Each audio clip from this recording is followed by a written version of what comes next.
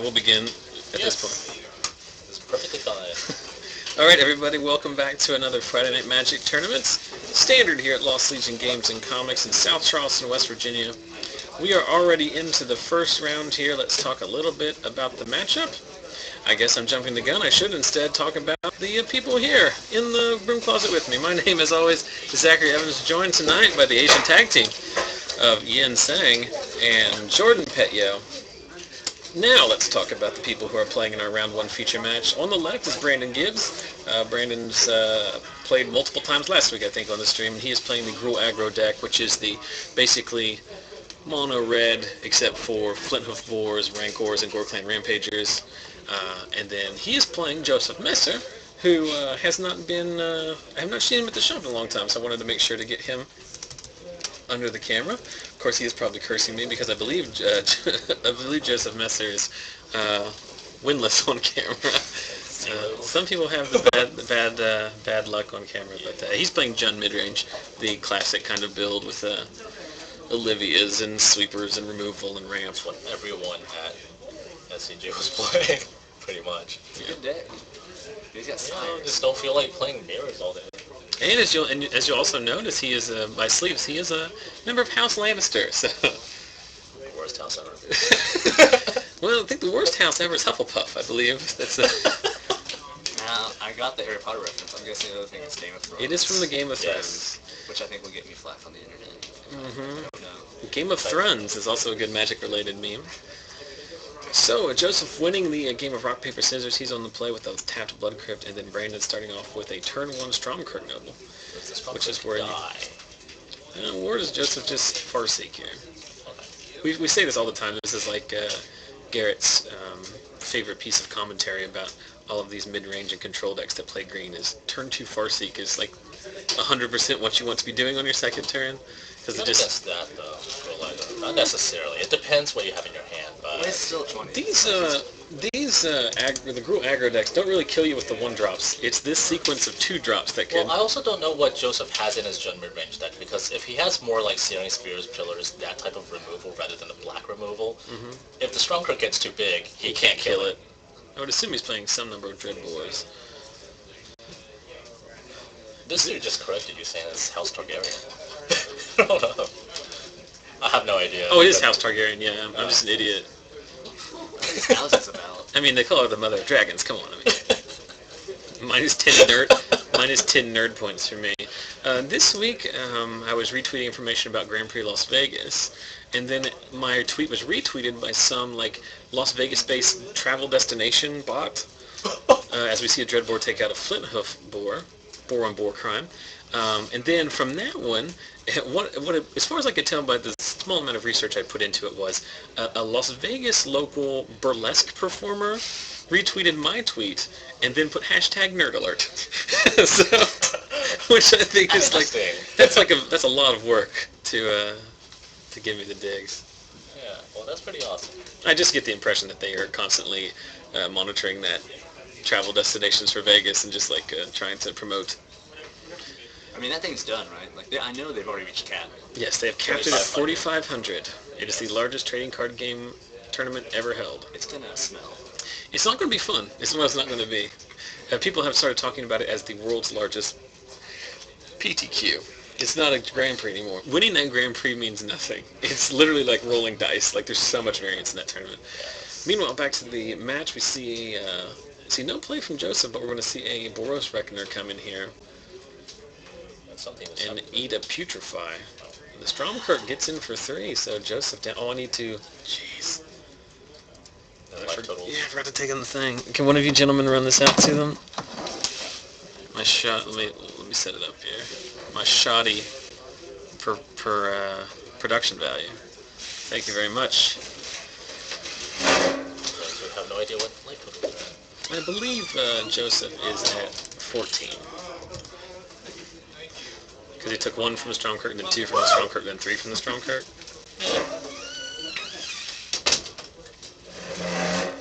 So how good has Putrefy been now that I haven't watched I a lot? think it's really good. Great. Like it answers. It's the best card in Dragon's Mix. Reckoner. So Joseph following up with Olivia. He is stuck on 4 lands, but Olivia will quickly take over the game here. Something's going to happen. Rampager. Yeah. So it makes it a 5, so Olivia's going to die. It's going to take 2 and then 4, so it's going to drop him all the way down to 8 due to trample.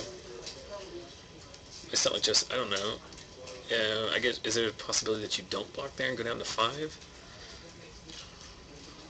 Because then you, but that, no, you can't do that. But that doesn't really work because like you can shoot it twice, but then like you're still taking 5 from the other one. You're just going to sack it that turn. Well, then you can trade it off. Because you can kill the other strong card then block. Because if he would have... Well, he would have been Gore Clan next turn. Is that Mortars? Mortars 1 turn too late. Oh, he has another Olivia in his hand too, so that makes the decision a lot easier. Brandon still has stuff though. Brandon has 2 cards in hand. More importantly, is 7 power on board. Joseph. Redborn and Tragic Slip. Yeah, you need 2 removal spells. Yeah. I mean, those are like the 2 cheaper ones that the decks run, right? Well, I think he did draw Mizium Mortars there. He also has a Huntmaster of the Fells, but the Huntmaster, the actual Huntmaster itself is a human, so it would be able to block the Stromkirk, right? Right. Werewolf. How unfortunate. Another Olivia? Yeah, he's just going to chump, I guess he's just going to chump the 2/2 and pray that Brandon doesn't have another Rampager. How much burn do these decks play? They play Skullcrack on the board, right? Gruul Aggro plays Skullcrack on the board. I think some of them play Searing Spear, but I don't really know. No War Leaders Helix? I mean, you gain 4 life off that, right? It is. Yes. The life gain is the most relevant part of. Well, do they run pillars? No. Is that even like... I don't think they do. They're not running removal to... so Joseph's going to go down to 3. They're not running burn spells as removal so much as they're running them as just additional threats, you know what I mean? Just to attack your life total. And there is a Rakdos Cackler. Yeah, well, he has to be happy for time to see that, I guess. Because you can kill it. Did he not unleash that, or did he just not mark it as unleashed? Not sure. I mean... Well, Joseph has, like, a very frustrating situation, because he has, like, a bonfire in his hand, which is basically dead. He has a Huntmaster, which is... Huntmaster's fine here, because you could, you know, block with the wolf. I don't think I would cast Huntmaster, because then you're basically having to sack Olivia or the wolf to Stromkirk. Well, you sack the wolf, and then, like, Huntmaster or something. Yeah. In front of the Rakdos Cackler, because it gains really life. Depends.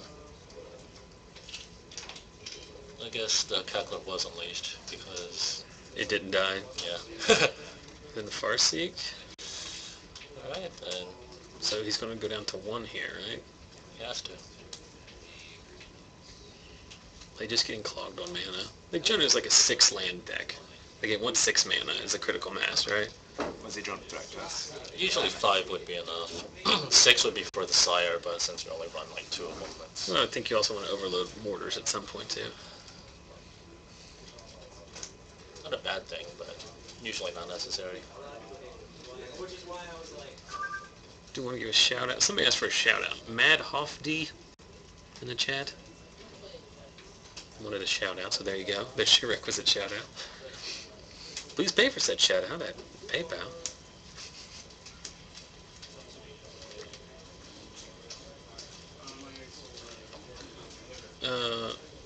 What?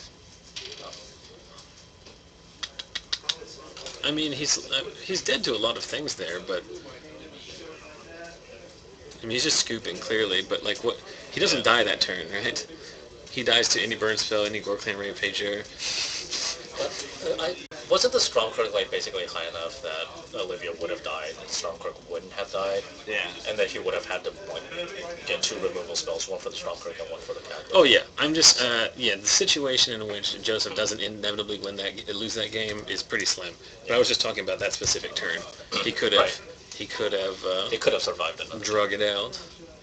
But he wasn't feeling that. Nah. Well, I like to take this opportunity like we do every week. And like every week I always say, man, I need to make a new graphic, and I never do. Because you know what I like to do during the week? Not worry about magic stuff. Instead, I like to work for a living, then go home and watch my TiVo. And that's why I weigh so much.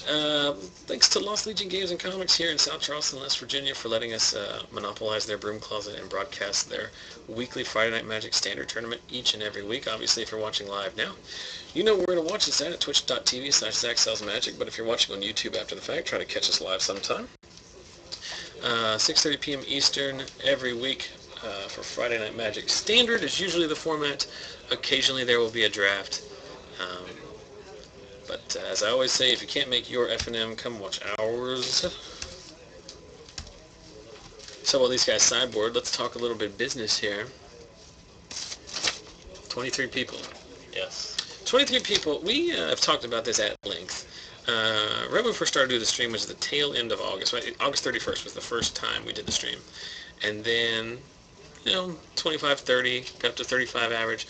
Then there was a stream of like 5 weeks in a row where we had 40 people. Then after the holidays it went down. Obviously, like the tail end of a standard cycle went down, like because it was like the right before Gate Crash came out, and then right before Return of Ravnica. But now we're into the part of the summer where everyone has better things to do on a Friday night when the weather is nice. So I'll take 23 and run with it. Yeah. There were times at the old shop where we were having, like, you could have had 3 rounds and it would have been fine. I guess this week and next week there happens to be other stuff actually going on too, and not just like the typical, like, it's summer thing. Yeah. Yeah, I mean, I don't know. It'll kick off in the fall. It always kicks off in the fall. Magic goes in cycles. It's well established. Unless Theros is really bad at. I'm also kind of tired of it for now, just because I've been playing Jund for the last, 9 months now. And whose fault is that, Ian? I just don't feel like playing it. Well, let's answer a few questions here in the chat. Great Power Van, which is a fun name, saying, do you guys ever stream anything non-standard? Sometimes. We'll do pre-release draft. We'll do pre-release sealed. We do release weekend drafts. We have in the past done cube draft, modern and legacy, but the eternal formats are just abysmal. Nobody wants to watch that. What's the PayPal link from Manjiru? I was mostly kidding, but if you are interested in donating, you can go. You can send it to my PayPal. My address is ZachSellsMagic@gmail.com. We have received a non-arbitrary amount of donations. I think like the $40 over the history of my stream. Listen, I don't say that in a condescending fashion. If someone gave me $1, I would think it would be like more than enough. I wasn't.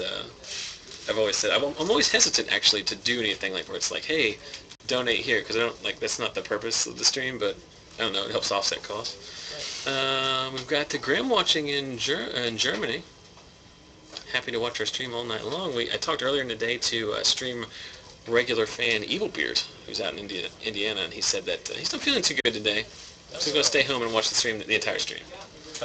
To which I would say, you probably should be getting some rest, having some chicken noodle soup. I haven't seen him actually say anything.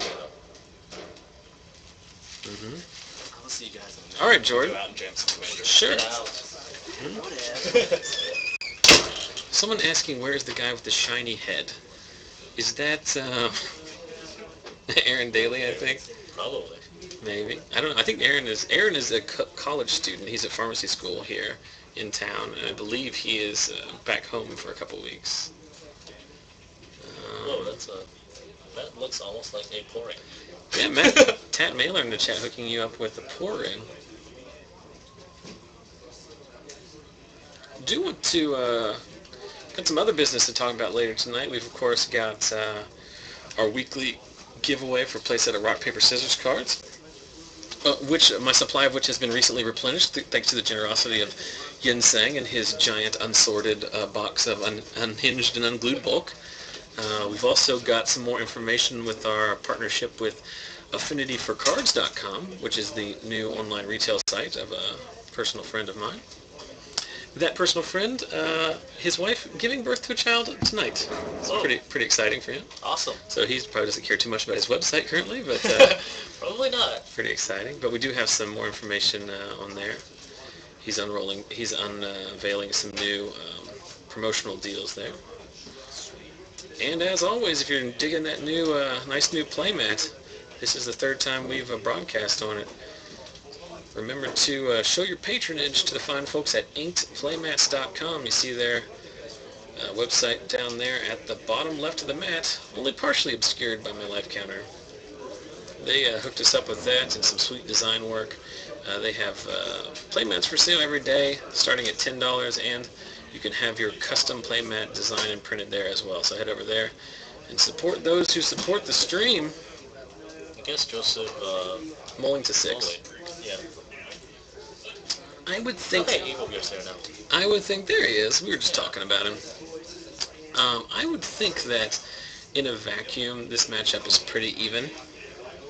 No, I would say Jun has a lot of advantages here. Okay. And this is literally one of the better. What I was going to say is that it was pretty even, but then the sideboarder games would be like heavily favored to Jund, especially going first. I would say even pre-sideboard. Fine, Yin. Jund is a favorite against everything. No, just against aggro decks. Just against creature-based aggro decks. Like, yeah. Joseph drew a very threat-heavy hand that turn. No one drop from Brandon as we get into game 2 here. See if he has a ton of 2-drops. If Joseph can go turn 2 Farseek into turn 3 Huntmaster, like, I would love to see the number of games that when you do that, like how many of those you win. I'd say it's gonna be like pretty significant. Yeah. Ash Zealot. Do these decks normally play Ash Zealot? No.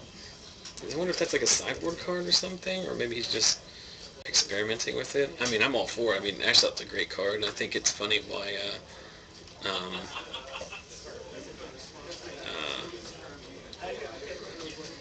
just one of those cards that it's not that it's not great, it's just it's somewhat outclassed by the other cards available.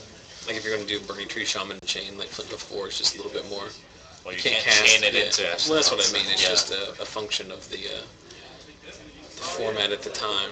It's one of those cards that they had printed that card like 5 years ago. It would have been the nuts. And can you imagine going turn 1 Goblin Guide into turn 2 Ash Zealot? Of course, the second part of the Ash Zealot ability would not be relevant at all, because I don't think you could flash anything back.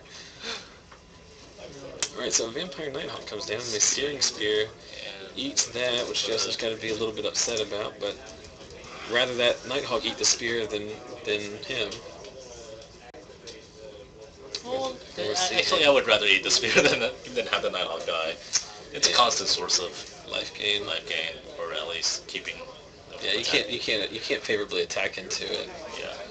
But Joseph, more importantly, not missing any land drops. Are we going to see a Thragtusk here? I think we are. Yeah, he has one. So, yep, here we go. And I think Brandon basically loses. So he can't attack into it. He needs another spear, which we've already seen him use, just to try and make it, like... But he still can't attack into it because he's going to have a 3/3 beast. Mm-hmm. So, at this point... Should we do Thragtusk count tonight? I don't know. It depends what you think about the rest of the decks. I mean, this is just what it is. Alright, no Thragtusk count. It's Yin's fault. So... We can keep it in mind in case, like... So here comes the Gorklaim Rampager. This is very First important. strike. Yeah. Yeah. So that's very important there. Given that possibility, would want to block the Cackler there, wouldn't you? I guess it doesn't matter because you're never going to have 6 power. And now Joseph goes digging through my box of tokens looking for the beasts. There it is. But I think Joseph's still in a pretty good spot there. Unless Joseph has like a handful of lands, I can't see how he can like really lose. Like if he drops anything this turn, and I think that's another Thragtusk, is it? That's a Garrick Primal Hunter, which would be just as good because then you get another beast. Yep. And you can't attack into it. Mm-hmm. Oh, I don't like this. No. You play defensive until you get rid of everything. It's very aggressive. Make another dude. That was not. Yeah. So now that's now with the burn spell or another rampage or whatever, he could take out the Garrick. I figured you just make a beast sit back and block both of them, and then Yeah. Yeah, I figure you just keep churning out beasts until Brandon forces you to do something else. I mean, the only way he would have killed Garrick in this situation would be to have another core clan, and that would have been fine because you're basically like taking out every. Yeah, you're trading 8 points of damage for, or over the course of the game, you've traded a lot of damage for those 2 pump effects. Yeah. But even that being said, like, it's still not a great spot for Brandon to be in. Like, he's going to have to suicide one of his guys to do 2 damage to Garrick. And then, in which case he's just going to make another beast, and like he's just going to be in the same spot again. Yeah. I mean, it's definitely not a good spot, but I do think the attack was probably more of a mistake than. Yeah, I would have protected my Planeswalker. If he has a spear, he can just spear the beast and then attack him and kill Garrick. And we got a Hellrider coming. This is even worse because now Garrick is just going to die, isn't he? Yeah, I mean, I don't know, 2 to Garrick. No, he's doing all the damage to, yeah, you block the Hellrider here. Yeah, you have, I mean, and does Garrick die? Oh, Brandon's just piling in. Alright then. That is somewhat interesting. Well, I guess, in this case, I guess it makes Joseph's play look not that bad. There's a Wolf Run. Just a little bit early in the games, I wouldn't say that Joseph has yet to stabilize to the Wolf Run portion of the game, but oh my, he's being so aggressive with these attacks. Why? Oh my god. Well, I guess if he has something else, like, really depends what he has. But. 3 mana for Liliana of the Veil. And sack a creature. It's a nice altar going. It's a good looking Liliana. I mean, at this point, it's still pretty much impossible for Joseph to actually lose, but. Well, I don't know. Down to 1 creature. Well, it helps when Brandon keeps drawing land. Yeah. He's drawing the 1 forest in his deck. Unless Brandon just, like, has, like, how many is that? 2 cards in his hand? Like, if he could just burn out Joseph. Yeah, and these decks don't play Brimstone Volley, right? I don't think so, no. Did they reprint Sulphuric Vortex and Dragon's Maze? No? Okay, then he's probably going to lose. Fire Blast. Is Joseph Hellbent here? And what's Big Garrick's ultimate? 6? 6/6. No, but I mean, what is the... I think it's 6 loyalty. But I don't really know, because I've literally never used it. That will win the game. Making that many 6/6s. I did that in Commander once. That's the only time I've activated that. There's a Reckoner, which can make things pretty difficult here. It is a 4-turn clock. At this point, would you... So Joseph has 1 card in hand? I think he's got 2 cards. Roll up Lily, take the 3, and make him sack the Reckoner. Like, kill the Agilist somehow. Each player discards off Liliana a land and a Rakdos Cackler. Now... So apparently Brandon really wanted whatever card he has left.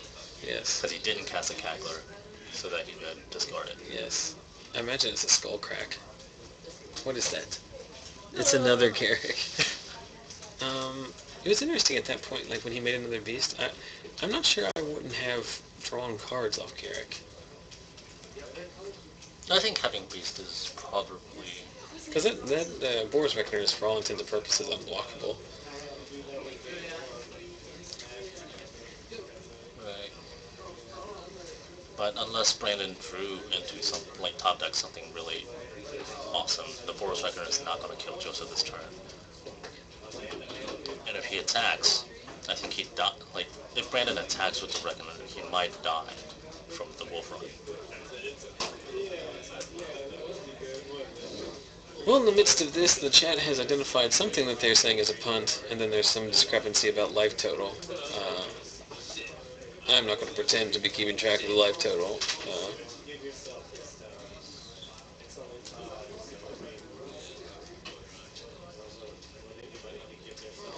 So Brandon's got a thinker here, so he clearly has an interactive card in his hand.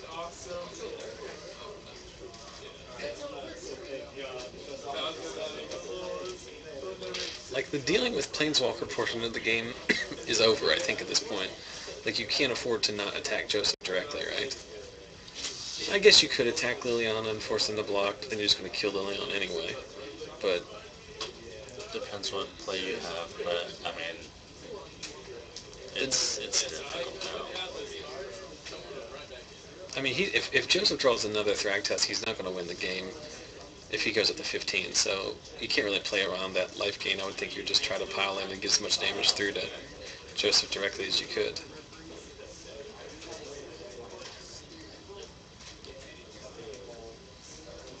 Yeah, the chat discussing that they think that he should have taken out the Garrick, which we were both in agreement on. Yeah. And now he's attacking the Garrick, which seems kind of...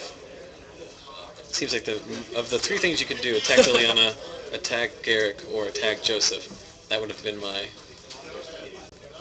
So he kills Lily with a Skull Track. Okay. Is that during an upkeep? Did Joseph already draw? No, that's an upkeep. Yeah. I mean, that's still... I mean, you're a much better spot now, but... Better, but you're down to one card in your hand. And how many... It's 1, 2, 3. He might be able to just win. Wolf run whichever. Unless that's a it's 9. Makes it 12. Am I missing something?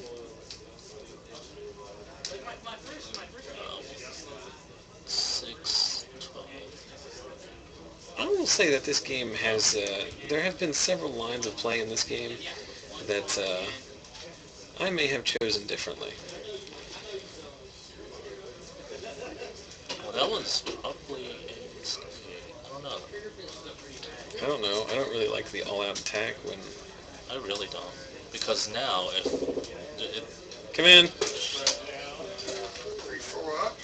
Not necessarily. I hope you won. Huh? Yeah, one.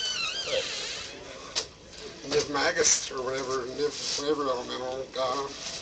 Alright, so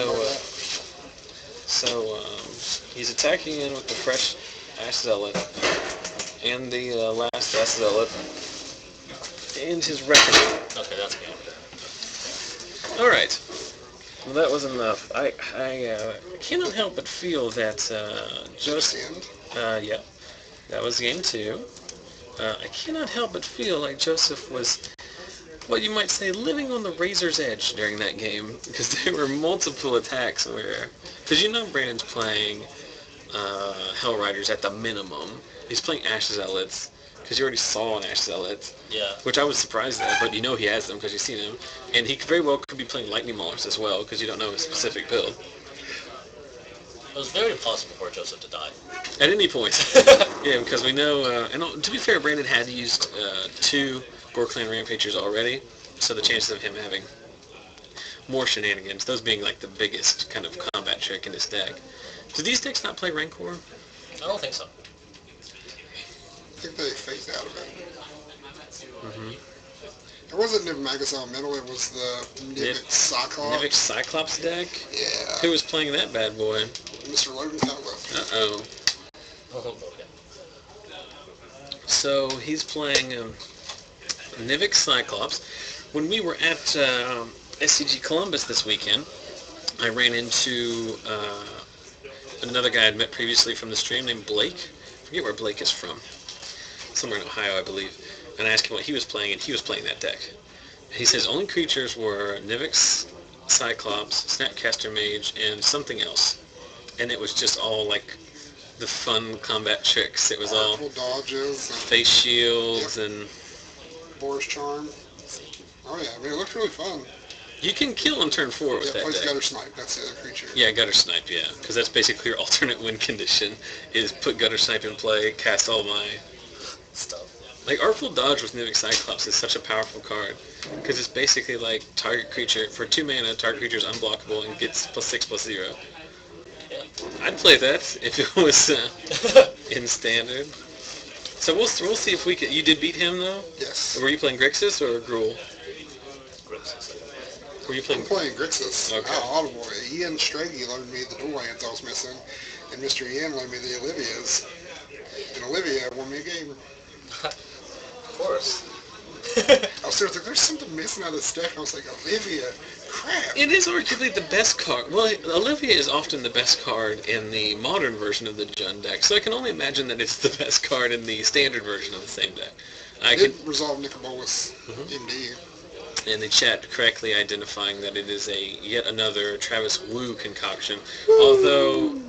Although that deck had been seeing, there was someone here, Seth Anderson, I think he's up from Marietta, and he was the guy who won the Star City Games qualifier that we had. He was here one weekend, the weekend before Spring States, and he was playing that deck then, which I think was even predated the Wu article. But it's not like it's a new deck. Like the Kiln Fiend deck is like very much been around. We Dragonauts has been printed a long time ago as well. So good. Which one, Kiln Fiend? No, We Dragonauts. I won many a draft. Draft All-Star We Dragonauts. We got a t-shirt that says that. It's going to say pack one, pick one. We Dragonauts. I was talking with my Legacy buddies at the Open in Columbus, and we were talking about getting shirts made that says counter the show and tell. Because everyone always talks about, like, oh, how do we beat this random show and tell deck? Just counter the show and tell. It doesn't matter what happens after that, just counter it. Are you going to continue to play show and tell post-legend ruling? Sure. It's still... Like Emrakul and Emrakul action? That rarely happens. Because this won't decks just start, like... Yeah, it won't be any... It literally won't be any different than the way it is now. Like, there's no difference between another Emrakul and an O-Ring. Like, yeah, it's more effective because it speeds up the clock when they can kill you. But you're prepared for them to put things that are trumps to your card off the show and tell. It's really good for the opponent because they're like, I get mine and then I get to attack with mine. Right. That's literally just what I said. But it's not any different. Like you're not. I thought that was better than O-Ring. Yeah, well, that's why I said it accelerates the clock because they can attack into it rather than having to find a threat of their own. Okay, I thought we were saying it was the same. It was just dumping an O-Ring out. It is basically the same because they're playing an answer to... They're playing a trump. So I don't think it's going to cause... There's going to be more potential blowouts, but I mean, it's not like you don't expect things like Ensnaring Bridge and Angel of Despair and other stuff to come into play off stuff like that. So this is 3 games out of 3 where Brandon does not get a Burning Tree. Yeah, well, he used all his run good last week because he played in the round 1 feature match last week and cast 2 Burning Trees and a Flinthoof Boar in both games. So while we were discussing Legacy show and tell archetypes, Brandon on the play here in this decider, mustering only a Flinthoof Boar which eats a Putrefy. Joseph having dealt with the Stromkirk Noble earlier with the Dreadbore, and Brandon's just going to hard cast his Gorklan Rampager. Which isn't awful in this situation. It is not awful. It's better than nothing for sure, but not at all how Brandon would have drawn it up, I'm sure. If Joseph Lincoln is Liliana's, I can only imagine he did. Well, there's a Farseek, so we're going to at least eat at least 8. Who, Joseph? Yeah. Oh, I don't think he can be. Turn 4, 1, 2, 3, 4, 5, 6, 7. He's got at least 4 cards in his All hand. I cast was a Dreadbore and a Putrefy. I just didn't see. It was just like flash the Farseek, and I didn't see the rest of a hand. I think Joseph keeps his hand off camera because the last game we wondered if he was hellbent as well, and instead he had 2 cards in his hand, but they were just off camera. Surge of popularity in the is that also the HBO sleeves? Yes, that is more Game of Thrones sleeves. That is House Targaryen, which I was earlier corrected by the chat, and rightfully so, because I said it was House Lannister. There's a Thragtusk. The Thragtusk will stick, but the Skullcrack will negate the life gain. It will effectively deal 8 damage. Seems very important right here. Some very good Skullcrack. Brandon down to, I think, just 2 cards by the way that he's flipping them in his hand. Yeah. Every one of them is something that goes with his Rampager. Like another Rampager. Well, Hellrider seems good. Hellrider is the best thing he can draw at any point, I think. Blocks. Take one and trade out for the beasts. Oh, and I inadvertently have Joseph at 3 instead of 9. Changes things dramatically. Well, what? What hate on me and not Is that Max? another Thragtusk? No, this one's You just got your response anyway. That was Tap 5 mana, cast a green card, might as well Skullcrack him in response, right? Why is he at 7? I can't be right. Hold on a second. Because he was at 8 before. Hey, did you mark his life total down? He was at 8 before that, now he's at 7. I thought he had 3 down.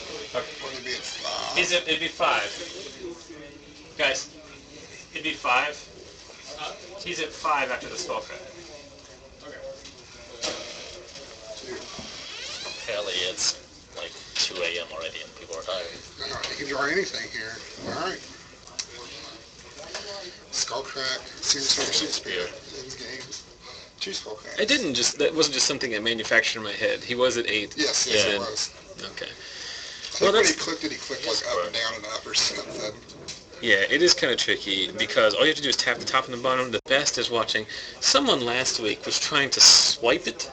I think it was Zach Vilianco. Like maybe the smartest, like one of the smartest book smart guys in the shop at any point. And he's like, I can't work this stupid life counter. Technology was getting the better of him. All right, so we're all packed in here.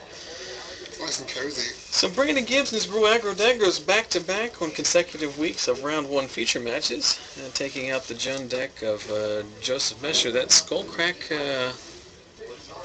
pretty clutch in that sense. Especially when we're in response to Garuk. Mm-hmm. That's potential low light of the week type. So let's talk about a little bit here what who we've got in the field. Obviously, we've mentioned earlier 23 runners. Max is here. He's playing Grixis Control. Garrett in the back is playing Esper Tokens this week. We've got Joseph Deal, who's still piloting the Jerry Thompson Mono Red 16 1-drop deck, which we saw last week cannot beat a Deathrite Shaman, which I think is probably, like it literally just can't, and it's not even because of the life gain, it just can't attack into a Deathrite Shaman. So that's unfortunate. You said that Logan Cutlip is playing Nivik Cyclops combo? Yes. Is it an American colored deck? Yes. I think it's exactly the one we rattled off. Ian Stragan, what's Ian playing? Some kind of junk with, yeah, I think he's playing some red, black, white. Yeah, he's playing Aristocrats without the Aristocrats. Correct. That's what he said last week. I think he's on 4 main deck Thundermoths though. That's fine. It's still one of the best cards in the format. We got Chad Watson playing junk tokens, I can only imagine. Nick Reed playing some kind of Bant deck. Justin's on Reanimator and Casey's on Zombies still. Who's Drew playing? Grixis. Oh, we're bros. Not surprised. Oh yeah, Drew always plays Grixis. And then the Wright brothers are on, I assume, Aristocrats and American Flash, depending upon which Wright brothers they are. They're on Mono White and Blue Tolerant deck. Mono White and Blue they're on Mono Blue Toleran? Yep. So I brought the drinks. So we've got about 7 minutes left here in the round, so obviously we are not going to have time to dig up another feature match for you, but so let's talk a little bit, just amongst the community here. What's going on with this tournament in Las Vegas? So for those of you who are unfamiliar, and I think the camera is slow today, so it may look like we're in a kung fu movie. Are we not in actually a movie? I don't know. But, so, It was like 15 times. Grand Prix Las Vegas starts tomorrow morning. How many people are going to play that? 4,500 players are in that tournament, making it the largest Magic, not only the largest Magic Grand Prix, the largest Magic tournament period, and the largest trading card game period. The previous record held by a Yu-Gi-Oh tournament held in San Diego at some point, something called Yu-Gi-Oh Champs. I don't know what it was, but it had 4364.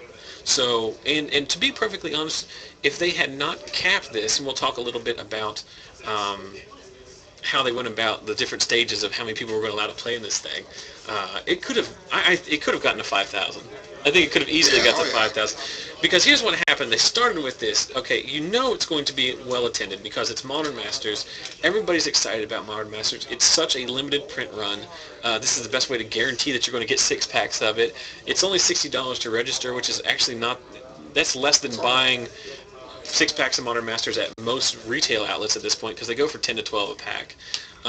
It's going to be fun. Plus, it's in Las Vegas, obviously, so it's like there's all the debauchery that goes along with Las Vegas. You can still have fun. Yeah, and a lot of people, I was talking with Ian about it earlier, a lot of people are going to go to Las Vegas as their destination of choice for Grand Prix. Most people go to Grand Prix that are local. If you live, like here, we would go to Grand Prix in Pittsburgh and Columbus, Louisville later, maybe D.C., maybe you went to Charlotte. That's our range. But you only go to those because they're close. If you're going to pick a destination, if you're like, I'm going to pay for air travel and spend 3 or 4 nights in a hotel, you're not going to go to Omaha. You're not going to go to, Minneapolis necessarily. You're not going to go to Providence. You're going to go to, San Diego, places where there are other stuff. You're going to go to Las Vegas, okay? You can tour all the court. I would say Vegas or Atlantic I want to City. go for the States. They had that Grand Prix in Omaha. Deliver those. Which was the first modern Grand Prix they ever had, and it was like, do you remember that they called it Grand Prix Hoth because it was just like the worst snowstorm possible. The convention center was like outside of town; it wasn't downtown, so you had to like go way out on the interstate to like just the middle of nowhere, and there's this. It basically was like just out, and it was just like a logistical nightmare, but it was well attended, and people had a lot of fun. It was actually a very good tournament too. If you want to go back and I'd sneak in for a second, poke my head in, disrupt what you're doing. does that. Is your streak alive for never having won on our camera? No, I did with the Splinter Fright deck. That is the only time I won on camera was with the Splinter Fright deck. Because I told them earlier that you're probably cursing me when I said, hey, why don't you play over here? Because I knew that there was... I shook my head yes, and then I was like, why'd you do that? Where'd you get that Liliana altered? I had that one done at Indianapolis, year before last, when we were there for the Legacy. Oh, yeah? It's a good-looking one. He's supposed to be, well, I know he's in Vegas this weekend, and he's in Detroit here in a few months, Who does- I'm just going to have the rest of them done. Who does Liliana? Steve Argyle? Yeah. Oh, the artist. Yeah. Mm-hmm. Yeah, I'm going to have him do something with my death rights, too, so. He did those too? Yeah. It's a pretty good combination. Even, like... I just illustrate the whole John deck. Yeah. Cool. But yeah, so talking about Grand Prix Vegas, so they first started out, they knew it was going to be a big tournament. But they didn't really. They came out and said we're not going to cap this tournament, no matter how popular it is. I forget who's running it. What the name of the Cascade Games? Yeah, I just know that Timothy Shields is the TO for it because he's the one who I follow his Twitter account. But so pre-registration started online, and they started getting a lot. He kept updating. Started getting a lot of hits. He got to 1,000 very quickly. Then they started offering these like VIP packages, which is basically like a super sleep-in special kind of thing. And those cards are selling out a bunch. Then they got to 2,000. Then they got to over 2,400, 2,500 last week. And it started being obvious. It started getting close to the point where like the pre-registration was going to be bigger than the previous GP record. Then they came out and said, all right, we're not taking any on-site registrations on Saturday. Which is ridiculous. Yeah, so think about this. This event is so large at this point that they don't think that they can logistically handle you showing up for a tournament on the day of the tournament, signing up for it. You can't do that. If you show up, if you go to, which I think is the only thing about. I was mentioning it on Twitter and actually had somewhat of a Twitter fight with one of my Twitter friends. Like, it's awesome that Magic is so popular that 4,500 people want to play in this Grand Prix. But it also sucks for the inevitable, 50 to 200 people who are going to show up to play and be like, oh, I can't play? That just sucks. Because, not everyone is so hardcore about Magic that... and my opponent's argument was that, well, these Modern Masters isn't for casual players. It was designed for competitive players, which I was like, well, but Grand Prix were specifically designed for the casual player, because if it was just a pro tour, there would only be 200 people. The other 2,000 people that keep showing up for those are the casual guys. But it's going to suck in that, and it does also suck because they, again, they had said they weren't going to cap it originally, but then it got to the point where I think the venue could probably seat 5,000, but you really don't want to have straight maximum number of people in there. Well, I mean, with the organizers and the judges and everything, you're going to have close to 5,000 people. Yeah. And spectators and people there for side events. And Yep, so the last it's already capped, but they had said before that the 9 o'clock tonight on Fridays, whatever time is over there, was the last that you could register on site. Midnight our time. Yeah. But as I understand, it's already capped. What? They can fly out judges. They can fly out judges. Yeah, I'm sure they did. They do that for all the Grand Prix, though. There's always... I'm sure they had judges set up for maybe 2,500 people. They almost doubled, so. Well, here's the thing. Like, I think it's awesome. I think it's very interesting just as, like, a news story. Like, I think that's probably going to get some major, like, mainstream news coverage because it's, like a pretty significant thing. Like, there's a 4,500 person card tournament in Vegas, and it's not the World Series of Poker main event. Like, I think that's, like, pretty relevant. But it's, like, there's a lot of little things that are, like, going to complicate. Like, first of all, like, is this going to be a mess? Like, just running that tournament is going to be a mess. Like, day one is going to end at, like, 2 in the morning. It's going to be... It's the kind of thing where, like, man, I wish I could be there just for the stories, but I do not want to be playing in that event. I'm on table 60. I'm on table Huh? 2,112. It's the same thing that Star City did last time when there was Gotta like walk a quarter mile.